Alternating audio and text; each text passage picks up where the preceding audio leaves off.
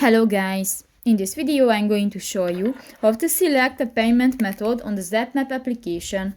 But first of all, I just want to mention, please don't forget to subscribe to our channel, because at 100,000 subscribers we are going to show you our YouTube revenue statistics and growth strategy, how to make money online. So let's jump into it. First of all, open the application on your device. In the map section, you can find the filters icon next to the search button at the upper right corner of the screen. And in the filter section, you can find the payment button. Here you can select the Zapmap, the contactless debit or credit card, or the free to use. For example, click to the contactless debit or credit card, and if you want to search for this payment method, just click to the apply button at the lower side of the screen and done. So that's pretty much it for this video, guys. See you in the next one. Bye bye.